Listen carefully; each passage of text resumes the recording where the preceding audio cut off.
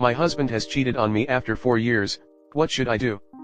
So, just like the title said, exactly a week ago I found out that my husband of 4 years has been cheating on me since our daughter's birthday September 13th, but I understand why.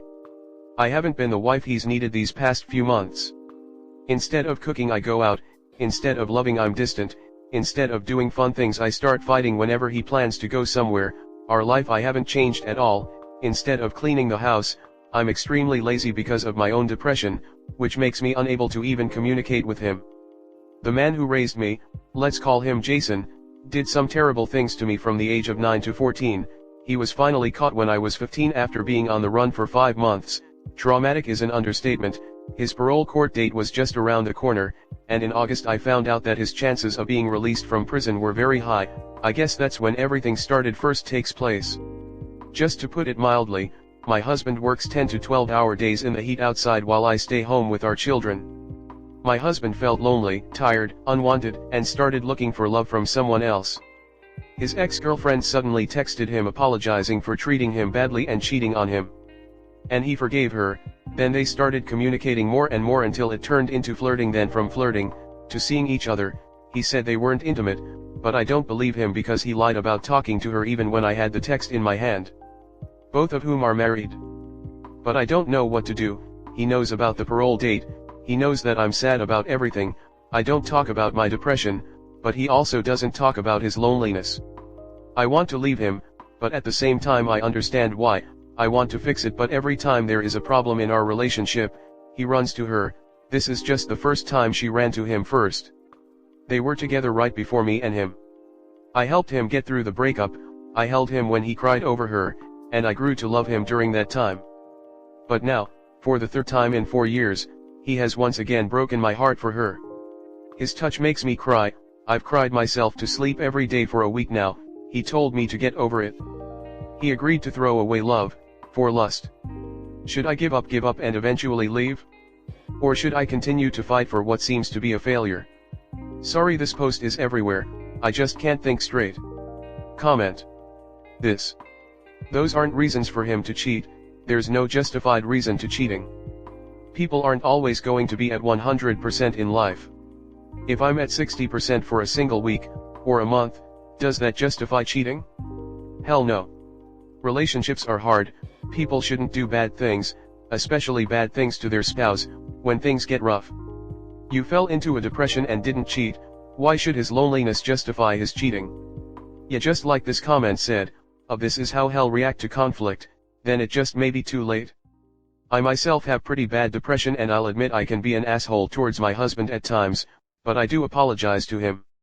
Granted, I've told my husband a long while ago I do have severe depression, and I try to work on myself cause he doesn't deserve that negativity. It'd be best to confront the situation with your husband, tell him what you're going through, the fact you know he cheated, but in the end it'll be up to you if you want to stay or not officially. Agreed. Sierra Doyle said it too. When he wasn't at 100% because of the breakup, you were your 100% plus his lacking percent. Now you need that from him and he can't do it. Let him go back to the cheater. She cheated on him, now she's cheating on her husband. She will cheat again. This time you will not be there to help him through and he will realize what he gave up. Understanding why somebody cheated and forgiving them are worlds apart. Your depression and difficulties, especially since he understands why, should be a call for him to support you, not stab you in the back to get with his ex. If you really think you can forgive him, therapy. If not, divorce may be the only option. He understands the pain you're going through and threw that in the trash. That is selfish, and deplorable. I know what I'd do. It takes two to tango, as it were. Him not changing his mind and working with you is essentially him giving you the finger and telling you to deal with it. It's hard, but divorce and co-parenting are very common these days, and it's not the end of the world for anybody if that ends up happening. You need to think about what is best for you, because nobody else will. Certainly not him, it sounds like. I concur. The only way for the relationship to work going forward is for both people having to work for it, which often means therapy. If he's not willing to work on it, there's not much you can do to improve the relationship.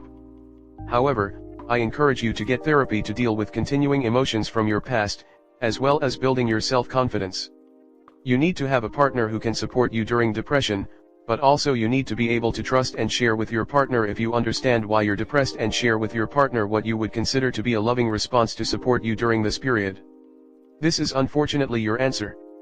He doesn't want therapy, isn't apologetic or remorseful if he's giving you the just get over it BS, and that's not on you to fix this entire thing. He also did not communicate and committed adultery. His vows now mean nothing when he continuously is not choosing you. You now need to choose yourself. Your children will pick up on these vibes if they have not already. You need to do right by yourself to show up for your kids and show them how they also deserve to be treated and how they should value themselves. It's easier said than done, but you're only 24. You have an entire life to live apart from a scummy man. I wish you the best during this time. One big question to ask yourself, mother to mother, is this the kind of relationship you want to model for your children? What kind of advice would you give your daughter if she came to you in this kind of situation? If you have a son, would you want him to grow up with that kind of relationship as the ideal or only option? To treat his girlfriend or wife the same way you are treated? For him to think it is okay to disregard her? Beyond your feelings, if you cannot figure out what is best, think about them. Kids also feel these things no matter how hard you try to hide them. This can cultivate resentment in many forms. Seek therapy and move past this. Teach your kids healthy boundaries and self-love and love for their partners. They do not deserve to be around someone who treats their mother so poorly. I wish you and your children the best. If you keep staying with him, he will keep doing it. He already knows you will stay and not change due to previous forgiveness.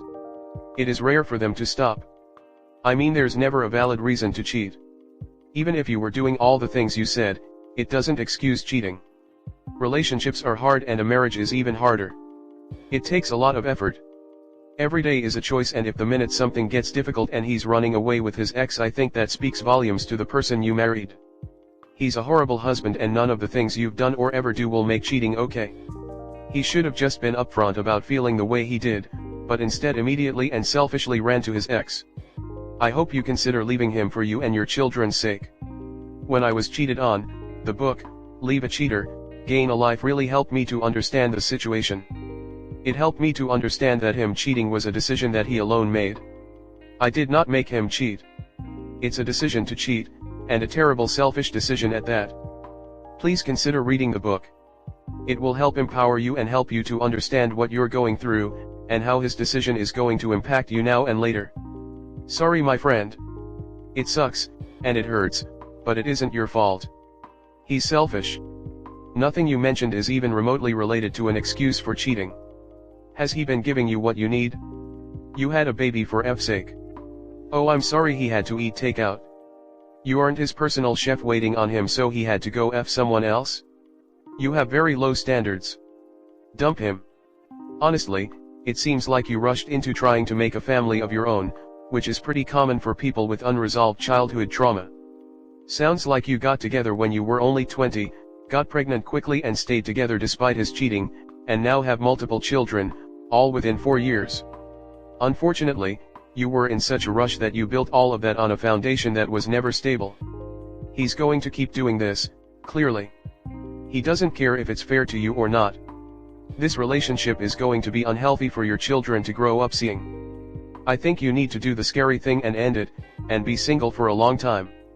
Work on your trauma and build a career so you can be more independent. Next story 2. How can I get my friend to reconsider her engagement? Apologies for formatting issues, I am on mobile. I have a friend who I love and adore, Molly, 29F. Molly is so sweet and kind, she brings nurturing energy to everyone she meets. She is a social worker by profession, so she knows how to treat people right, listen closely, notice patterns, and really genuinely cares about the people around her. Molly has had a rocky relationship history. She has been clear since I met her that she wants a life partner, and to have babies. But she also wants a good partner, and has been stuck in several bad situations in the past, and nothing has worked out yet. Until now. A year ago, she met David and was swept off her feet by him. She introduced us after a couple of months and told us how happy she is with him. Cute.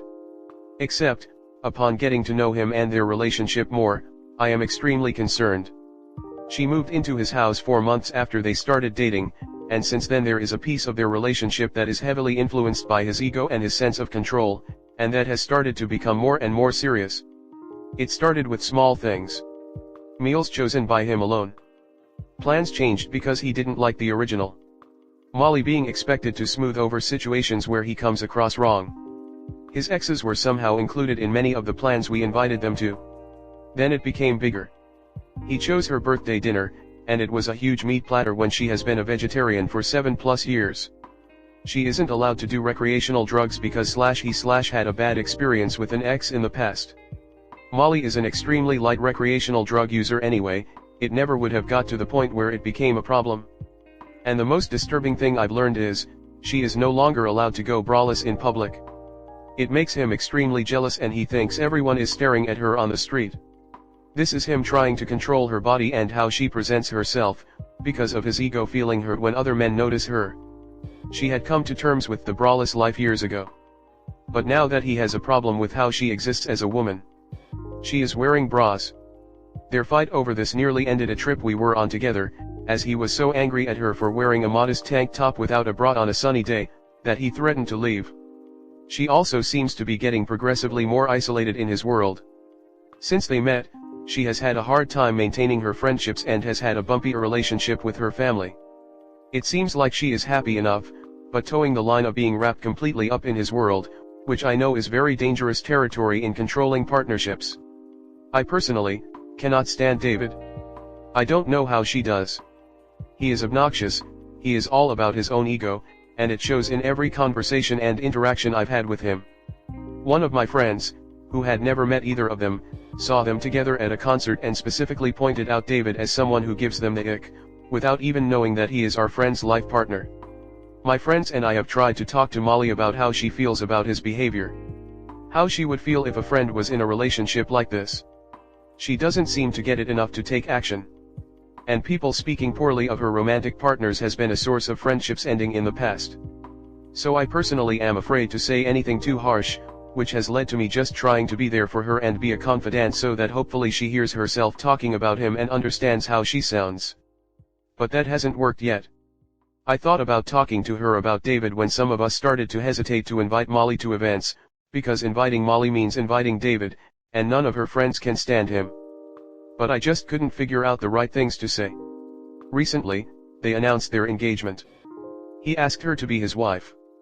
I feel like I need to say something, voice my opinion, before it's too late. Even if they do get married, I will still love her and support her. But I have been trying to subtly get her to see how controlling and not right for her he is, and yet she is now engaged. Comment. In my experience, people in these kinds of relationships do not hear, or are not ready to hear the truth from other people. They only hear that you hate the person that they love most in the world. The best help you can give her is to kill him with kindness. Show him that she has friends who will not go away. Love her any chance you get, remind her of her kindness and worth. If she bring David up, lightly disprove. She is the only person who can decide and realize who he is. The last thing you want to do is badmouth him and give him the power to try and get her to cut you off as a friend. Be kind, be a listener, and for God's sake, unless he is outwardly rude to you, please keep inviting her to events even if it means he has to come. If anything, it'll show her he's a dick if he acts up. All of this, but also, start planning girls' nights and only invite women. That way you can include Molly without David. If she still shows up with him in tow, you can always enforce the girls only rule. Don't let David isolate your friend, up. Unfortunately, I am a lot like your friend Molly. You will never be able to get her to leave. She probably sees David in a lot of the same ways that you do, but something is keeping her there. She probably would tell all of her friends to leave if roles were reversed, but they aren't. I think if you want to have peace that you've done absolutely everything in your power, then voice your opinion to her about the engagement. But, please know, it isn't your fault if she doesn't listen to you. As difficult as it is, this is not your place. You have to allow her to make her own choices even if they are mistakes. If she asks you, tell the truth, but that is about as far as you can go. Sounds like time for an intervention, like with an alcoholic. I love you but I can't watch you ruin your life. If you continue in this way, I will no longer be in your life. I don't have much advice but I do want to say you are a good friend. No matter what you do, You're a good friend. My only advice, which might be obvious, is to make it clear you will be there for her no matter what. Even if she stays with him, and even if she gets angry with you.